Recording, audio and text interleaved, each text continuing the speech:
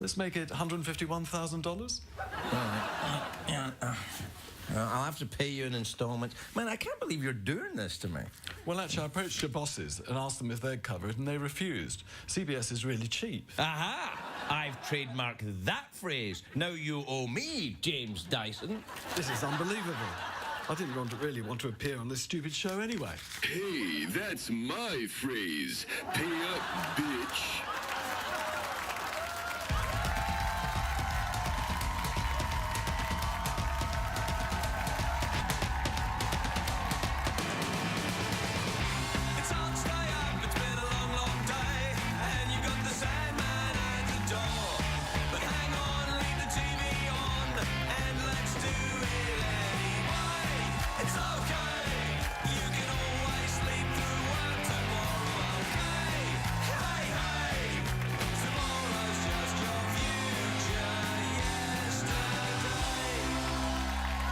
Ladies and gentlemen, Ferguson.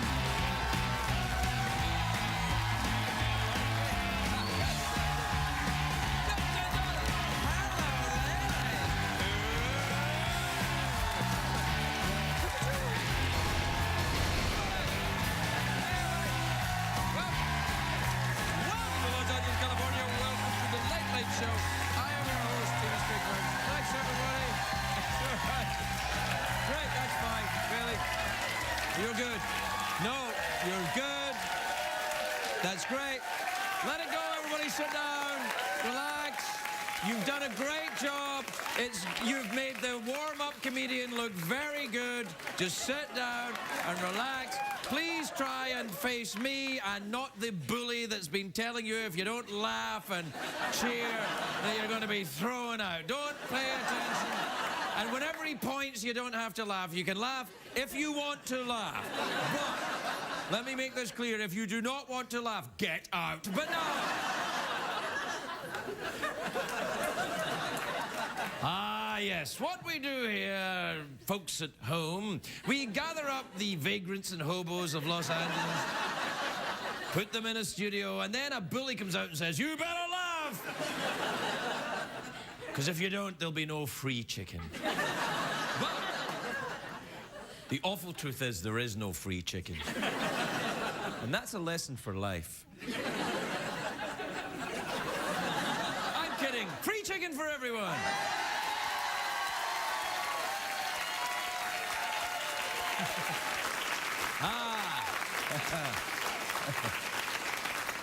I think I've won them over. Using my chicken trick. I have another chicken trick, but CBS won't let me show it to you.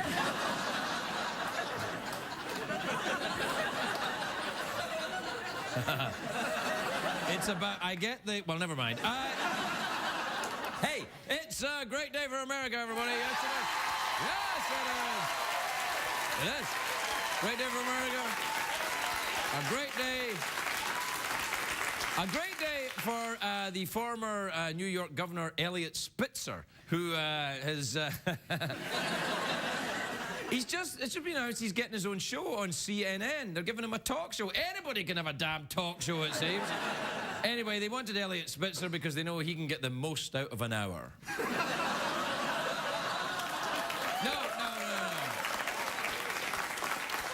Trying to say is that the new show will focus on politics and current events and all the other things that Elliot Spitzer was doing. No, he wasn't doing all the things he ignored while he was screwing hookers. There. That's maybe it. Why can't I have that job? Now that's what I call proper suction. Too soon. Too soon. Too soon. Anyway, it's a great day as well if you enjoy the cop shows. You know, you like the cop shows with the freeze, I'm taking you downtown, that kind of thing. Because earlier tonight, on another network, less awesome than CBS, on another network tonight, there's a new cop, ABC. You've heard of them, right? Well, I used to work there when I was on the Drew Carey show. Good times. Anyway, don't. I just saw you going, he was on the Drew Carey show? What is that? That was the fat one with the glasses. In Anyway, there's a new cop show on ABC. It's just premiered. It's called Rookie Blue. And it's in the same time slot as Grey's Anatomy. And it sounds to me a bit like Grey's Anatomy. All the cops are young and gorgeous and sensitive, but they're cops instead of doctors. So they send people to the hospital and then the doctors fix them in the hospital. They're gorgeous cops is what I'm saying. So we've got a clip, honestly, of it. Let's take a look. You acted like a cop.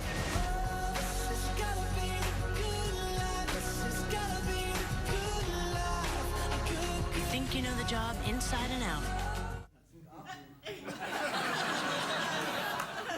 You know when you get that feeling when you see something right away and you know you're going to love it? Well, that doesn't apply for me here. Why doesn't somebody make a throwback cop show? You know, I think when a bad guys get punched in the face and no good-looking people talk about their damn feelings.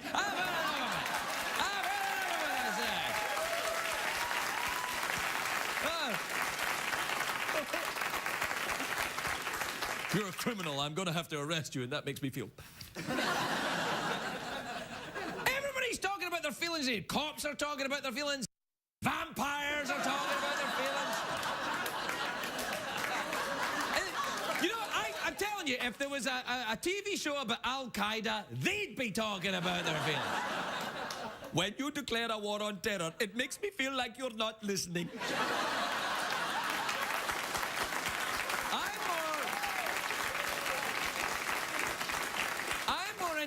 I'm more into the CSIs. The CSI Miami, the CSI New York, all of the CSI Can't Believe It's Not Butter, all of them. There's nothing I love more than coming home, I get comfortable in the living room and I'm watching the CSI. You know, the dim lighting, the dead bodies, the dried bodily fluids everywhere. Then I turn on the TV and watch CSI. No, but it's the CSI. That's right, I'm a serial killer, everybody. Put the lotion in the basket.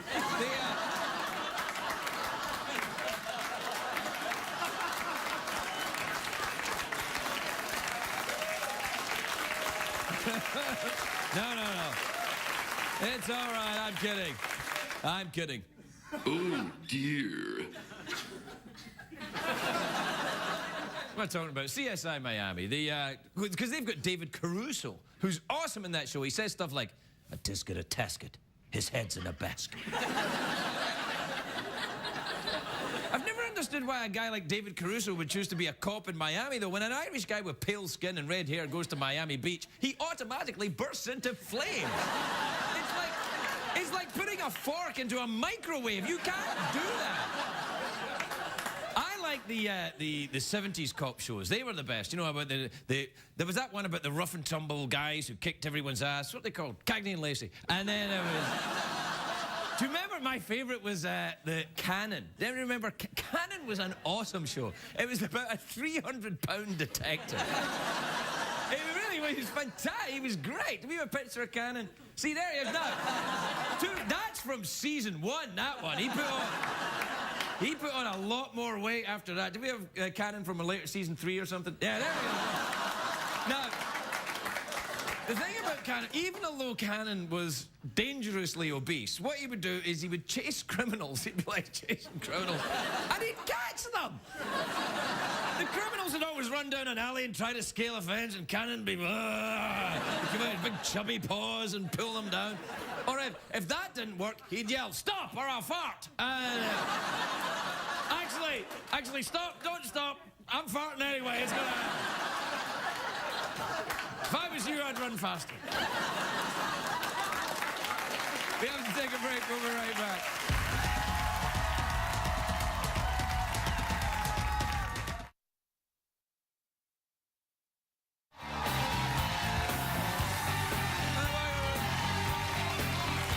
Welcome back, everybody. What time is it, Jeff? Army mateys, tweet mails ho! Aye, aye, Captain. Play the jingle. Twitter. Tweets will set you free. Try Serotonin. Twitter.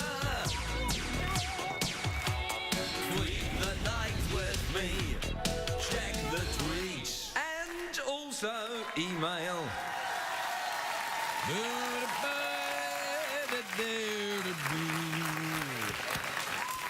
All right, let's have a look at what we got here. We've got, this is from Christian in Los Angeles, California. Not making a joke about his name. Why? Because I'd like to be on the air tomorrow night. Well, Craig, inadvertently, you just made a joke about his name. Yes, but no one will notice. Why? Because I did it in a clever fashion. Oh, you think it's clever, but you just pointed it out. Oh, darn it. That's the kind of conversation we could have if you weren't a robot.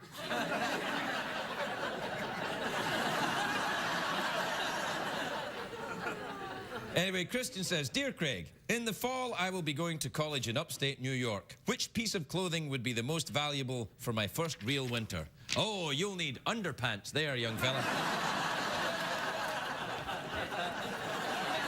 Well, if you've lived in California all your life, walking around with no underpants on, just, you know, your caftan or whatever, and then...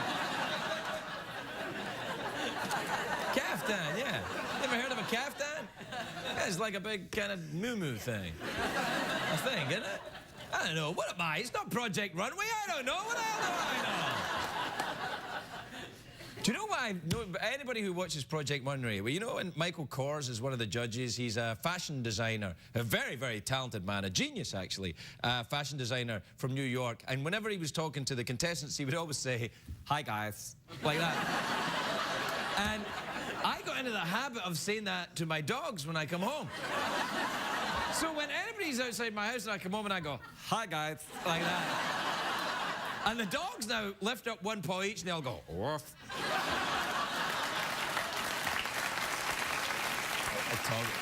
See? All right, thanks for that round of applause. Got me out of a tricky situation, everybody. This is from Jamie in McKinney, Texas. Jamie says, Dear Craig, I don't enjoy drinking real milk, so I've resorted to almond milk. I've always wondered how they got milk out of the almonds. Well, it's obvious, Jamie. They squeeze their Tootsie Fruits. Now, this poses an interesting conundrum. Where do you begin the bleep? On squeeze? Squeeze? Or further on in the sentence? Check with the censor and let me know, young shaver. Squeeze is good, and then take out there and the other one, or just we get squeeze, the next word, and then the last word, or what happens? Squeeze there and then bleep the thing? Oh, that's great, because now nobody will know. That's great. So, at 1 o'clock in the morning, all the way across America, the people who are still awake watching free television at 1 o'clock in the morning won't be offended.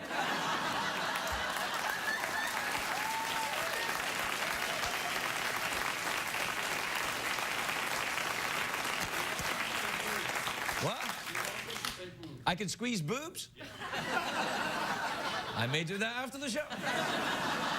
Will jump my bones. We out of time now? Oh, dear. That's a shame. Some of this is hilarious. Yeah, all right. I'll play by your rules.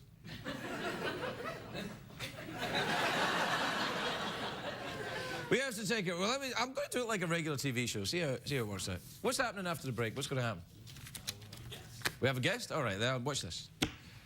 All right, that's all we've got time for right now, ladies and gentlemen. See, it's already even worse. That's all the time we've got for now, ladies and gentlemen. We'll be right back after these messages from our sponsors.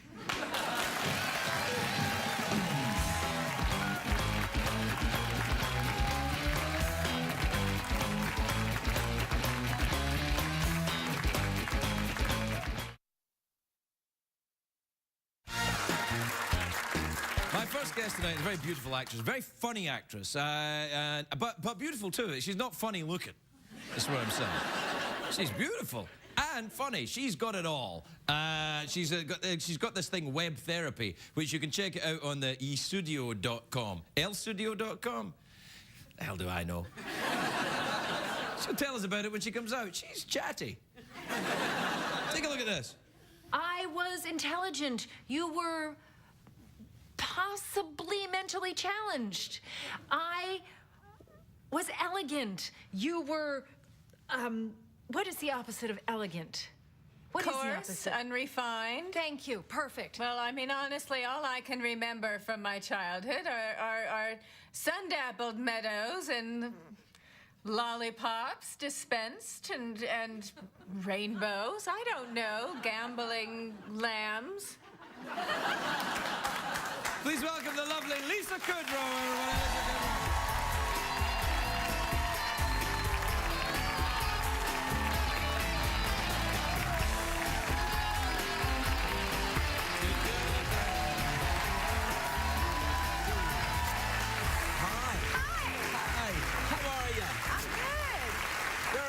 Yeah, everything just fell out. What happened? What happened? All the equipment fell out, but that's all right. You won't notice. Not my equipment, you know, the show. Oh, you were talking about microphones and stuff. Yes, the mic pack. Well, I was worried. I thought it may have been, you know, doctor stuff. time. Yeah. No. Although it's funny when you are gonna, not here, it's nice, but nonetheless, whenever you do like a talk show, it does Like a proper talk show, yeah. No, but I mean, but even this one too, it does feel like it's like. You almost willed it to happen, but it feels like prep for surgery in a way. Like someone comes in, all right, in 3 minutes, someone's going to come in to mic you. Like everyone's like calm and soothing because something really terrifying is about to happen. That's Did the always how sound man try and shave you? Because he's done that before. He's done it before. Yeah, not this time. No, he did it. And then almost because it feels medical in a way, you're a little comfortable, like, yeah, and you lift things up to put, you know, Yeah. the equipment. So it's almost like being with I get confused. There's no doctors working around here. No, and then I realize, oh, I should get dressed. Well, you've done very well. Look at you. Look at you. You get your lovely clothes on and your shoes and My well sweater done. in case Yeah, it's chilly. I like your sweater actually. Thank you. Really? Yeah, because it's got a very nice quality about it. It's got- quite respectable, and then it's got these little holes there that say, "Huh, you don't know me." Yeah. It's a little skin. Yeah, it's a showing. little bit of skin, just I enough to know. go, I read books, but I'm a demon in the sack. Yeah. That's Nice. right. I like it. Did I get the name of the website thing right? Is it L Studio? L Studio. L is not for Lisa, it's for Lexus. Some people think it's Lisa, and Is that your I'm name not that good. that you use when you dance, Lexus? Lexus. No, the motor vehicle company. Oh, the motor vehicles. Yeah. Yeah. Do they Lexus. advertise on CBS? Sure. I think they are at the moment. Then Anyway. for free. And for free. Hey, so you play the doctor then? Yeah, she's a therapist. Julia Louis-Dreyfus was playing her sister, who is a psychiatrist. Plays your character sister My or character's Julia sister. Louis-Dreyfus's sister? Good question. Ah. No, because it was confusing. She plays You Fiona. judged me there a little No. bit. Yeah, you did. You did. I saw it. It was written right across your face there. You went, a little bit of judge. I'll get rid of it. I'll You're get rid of it for good. professional reasons. You're good reading people. I tell you, and don't play poker against me. No. I don't play poker. Yeah. Do you play poker? I have. Really? I Are have. you involved in that celebrity poker world? No. No. I'm not. No. What are But you anyway, what? No. Golf? Is that what you do then? No. It's like a fun game where I don't say anything, but you keep guessing. And riveting conversation. All right. What you got then? What do you play? I play. I like playing word boggle. Really? Yeah, a lot. And I'm very good at it. I always win by a lot and upset whoever's playing with me. Well, who do you play boggle against? Some girlfriends, some friends. What? Some friends. And sometimes when we play with men, they get really upset that I'm winning. It's because their masculinity is threatened by your boggle powers. I know, but it's true. Well, you should play against men who are secure in their own bogality.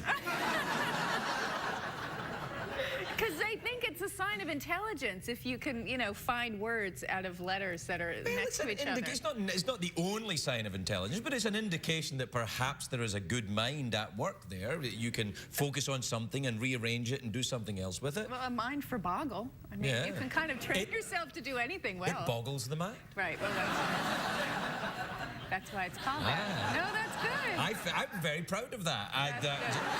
That just happened there. Yeah. That's worth 5 boggle wins to me. Yeah, it's probably 11 points right there. Yeah. Which is a lot if you're playing boggle. Yeah, 11 points. Is Good night, everybody. I say good night. They've already left. Oh. No, I'm kidding. So, you play boggle with Yeah. celebrities No. for money. No. No, I don't. I play with friends. Just for fun? Or to Yeah. make men feel bad? To make men feel bad, yes. Yeah, Whatever that's I can all right. do to make men feel bad, that's my chief endeavor. Yeah, me too. And you do, I'm sure. No, I don't. I'm sure you do. No. Just Why? the fact of you, I'm sure, makes men really threatened and uncomfortable. They think, oh, there's a guy that knows how to play boggle. No, I don't There's a think so. funny, good-looking guy. Well, that's what I said about you before you came out. Did you hear that? I said you've got it all. You've got the Someone looks, the fun. Oh my God! It's well, true. How nice. It's true, though. Thank yeah. you. You know, if I were you, I'd think, you know, I'd think about getting myself on one of them situation comedies. You would excel in You one think? of them. Yes. Yes. All right. That's the kind of thing they're looking for good-looking people who are funny. You get a bunch of you guys together. Whoa, dynamite. It could be a good show. Could be a good show. All right, Yeah. I'll ask my agent to see if there's anything. What about a cop show? You could play a great- sexy cop. I could play, yeah. I'd be a fantastic cop. You'd be a good cop. Oh my God, that would be hilarious. Oh no, you mean like for real, not funny show. Maybe funny sometimes, Where I'm heartwarming. chasing people. Do I have to gain weight? No, So I can no. be 300 pounds and No, amble up to the alley. Did you ever watch Cannon? I didn't, but I know the show. I knew the show. It was fantastic. I can't remember the name of the actor who played Cannon. I mean, he was so good. I know. I was trying to remember his name too. Yeah, no, he was good. Anyone? Yeah. No. What? Yes. William Conrad. Yes, that's right. Yeah. There you go. He was very good. Yeah, he was great. And Columbo, Peter Falk. That's the Peter one I Falk watched. and Columbo. That's Yeah. the one I watched. Do you like Columbo? My wife loves your show. Yeah. That was just me doing Gilbert Gottfried to remind you that he also enjoyed Columbo. Right. No. Well, you know what? I laugh anyway. Yeah. That's because you're good-natured. Very. Why? Have you always been pleasant, or was it only after you got rich?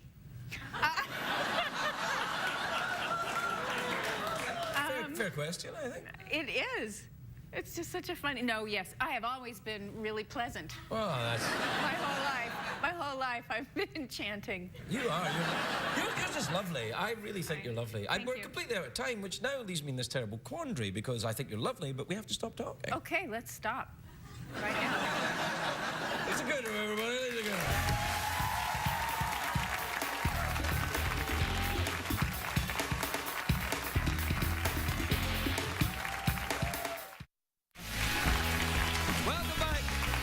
Welcome back to our show where I never say anything inappropriate. My next guest is a genuine genius. He's the engineer who invented the ball vacuum cleaner that has the proper amount of suction. I speak, of course, of the legend that is Sir James Dyson, everybody. James Dyson.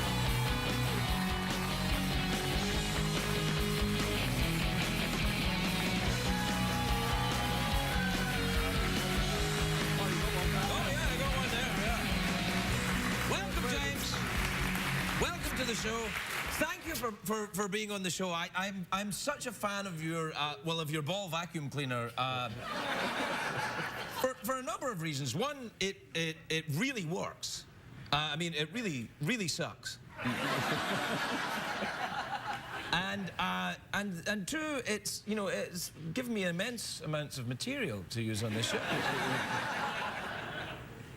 Is your home clean? My home is very clean. Oh, yeah, good, good. That's very important to know, yeah. and my balls. How many have you got? Just the one. Oh, right. Yeah. Sorry. But it's Can I sell you another one? Maybe. Now, this is why I wanted to talk to you as well about this thing that you've invented, which I think is amazing. It's a giant circle. Yes. And great for cheap sex. I'll have to take your word for that, Jeff. But this is a fan. Yeah, do you know how it works? No, yeah, No, well, look at me. I'm a late-night douche. You're an inventor. How does it work? I'll show you. Air comes in here. A very small amount of air goes in there, and there's a pump in there, an air pump. Right, I turned And it off goes for a up minute. here, and it forces the air out of this annulus here. Annulus? Yes. Hang on. Look, wait. I only have to. It's just for union reasons. I have to when you say something like that. Excuse me a second. Yeah. All right, go on. It gets the air is forced out of this circular annulus. The annulus, yeah. Right. Most annuli are circular. Are they? I don't know. Do you ever seen a square one? No. What? Anyway. Perhaps you could design one, James. Yeah. Do you think I'll get a patent for that? Yeah, you probably should. It goes over this aerofoil section, which creates negative pressure, which is suction. It's like a lift. It's like an aircraft wing then. Exactly. I understand this. Yes, exactly. So it creates lift which pulls... Yeah, well, yes, exactly, which sucks in from the back. So the proper amount of suction is achieved here and pushed out here. Exactly it's Bernoulli's principle. You're bringing it over there. Almost Bernoulli's theorem, yes. Well, almost. Yes. Close enough for me to appear reasonably smart. Yes. Only guy could disagree with you on. Yeah, all right. Yeah. Okay, well, I'll turn it on. It really on. works, because I don't think it's... When I first saw this, I couldn't believe... Hold on, I've got some stuff to demonstrate, because on television, you can't feel the wind. Oh, look, I've got a streamer. Look, there's a streamer. Look. See? Look at that. Look at that. Maybe? Yeah.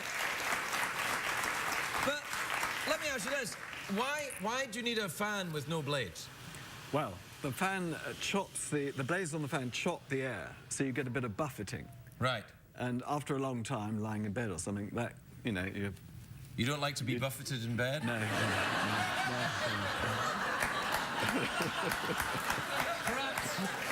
Perhaps that's where we differ. What's going on here? All right, watch this. I'll throw some... Look at that.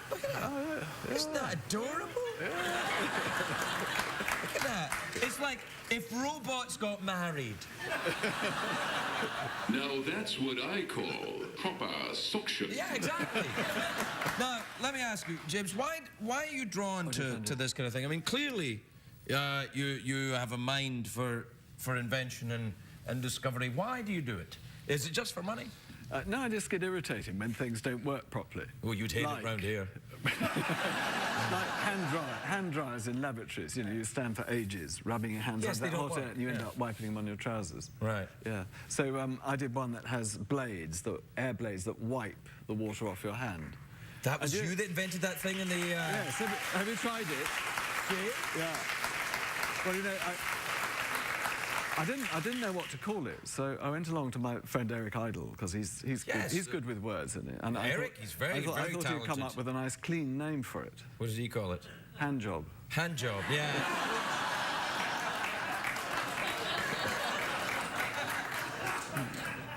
You're back to being buffeted in bed there. I know. So have you always done this? Is this what you did as a child? Did you train as an engineer? Is that what happened? No, I did Latin and Greek at school. Yes, but what did you do when you... No, never mind.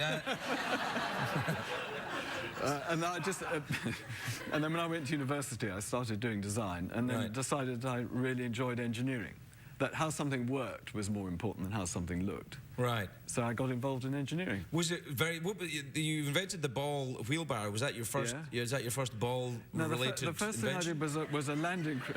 the first thing I did was a landing craft, which would be really useful now in the Gulf, because it had a thing called an olevator that licked up the oil off the surface of the water and dumped it into drums. Get your ass down to the Gulf, man! Have you got anything in mind for that?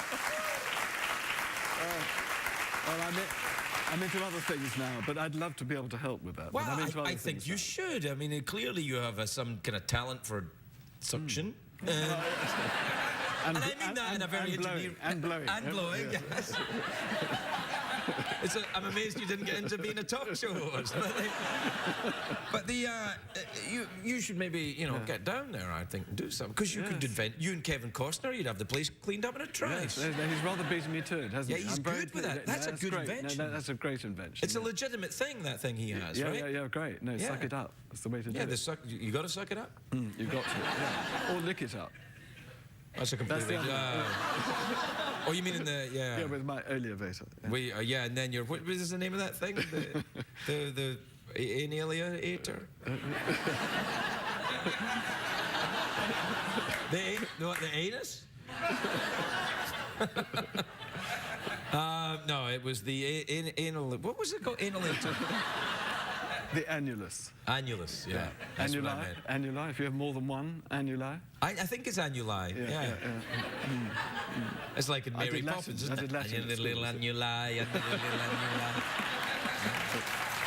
Well, James, I feel that the environment in which we're talking, the talk show, it's not really enough time to talk to you about your remarkable inventions, but I'm afraid it's all the time I have. So I'd like you to invent something which would prolong conversations that work and end conversations that are clearly not working. Anything in mind? Yeah. What about... Well, he's not bad, actually. Jeff's a help, isn't it? Can't I take him to bits? You can't... Could you make it better? I certainly couldn't. I'd like to see how it works. Suction. Yeah. Well, Grant Imahara... You've taught him well. You've taught him well. What, him? Yes. Yeah, or didn't you teach him? No, I didn't teach him. Grant Imahara made him. He's a TV show called Mythbusters on the Discovery Channel. Yeah. And Grant made the robot. He's very good. Yeah, He's very good. Yeah. He would be an awesome thing. Grant is very good with robots. You and Grant together could maybe invent a robot which would clean things up. Do the cleaning, do the dusting. Yeah. Make the bed. Yeah. Sounds good. Do the washing up. You put a lot of butlers out of work, though. Yeah. Have you got a butler? Of course. Ah. I have What's his name? two butlers. Oh, two butlers. Yeah. No, I have one butler. What's his name? Scrotum. Yeah. What do they call it? Scrotum, the wrinkled old family retainer. Yeah. I think it's Eric's joke, actually. I think that might have been Eric's joke. I think it is. Is that your joke, Eric? Eric Idle, everybody! Good Lord!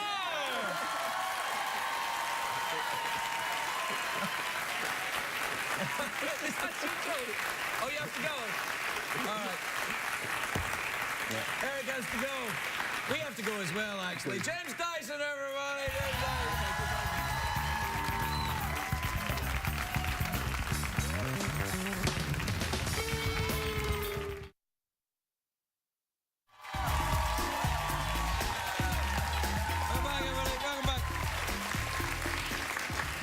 Guest is he's sometimes an actor and sometimes a musician. You may recognize him as the coroner on CSI. He became interested in being on the show after he saw last night's audience.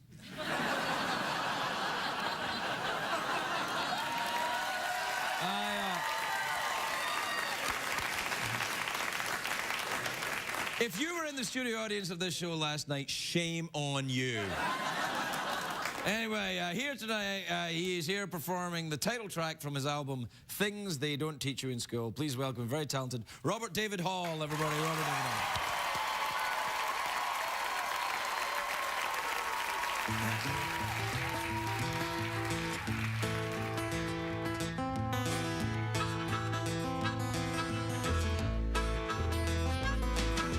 My boy doesn't ask for much, maybe money once or twice. I preached about education, but he never took my advice. He said, there are things they don't teach you in school.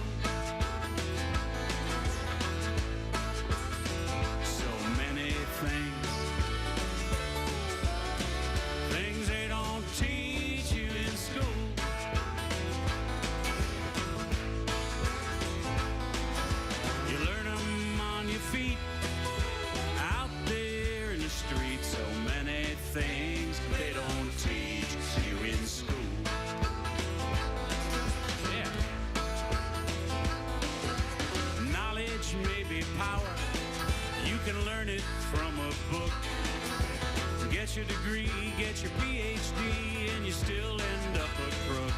'Cause there are things they don't teach you in school. No, no, no. So many things they don't teach you in school.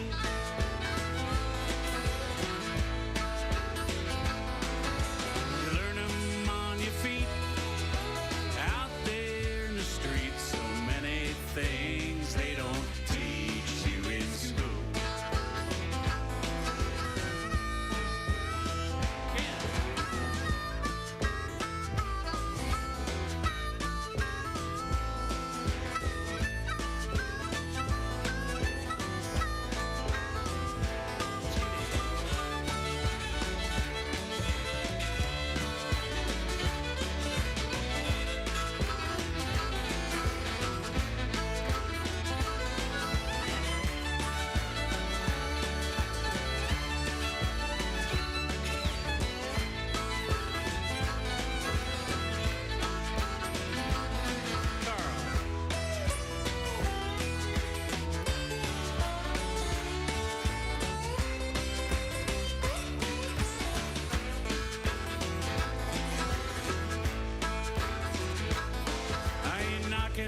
Education, as far as it goes, it's fine.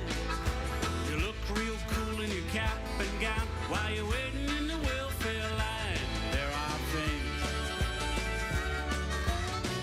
things they don't teach you in school. So many things they don't teach you in school. No, no, no, no, no. You learn them on your feet, out there in the streets. So many things they don't teach you in school.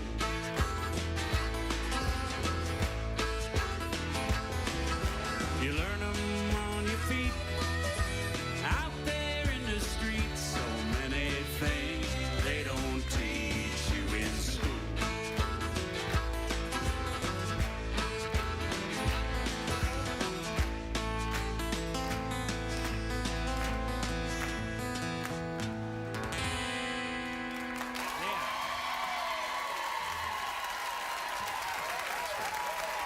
Thank you. What did we learn on the show tonight, Craig?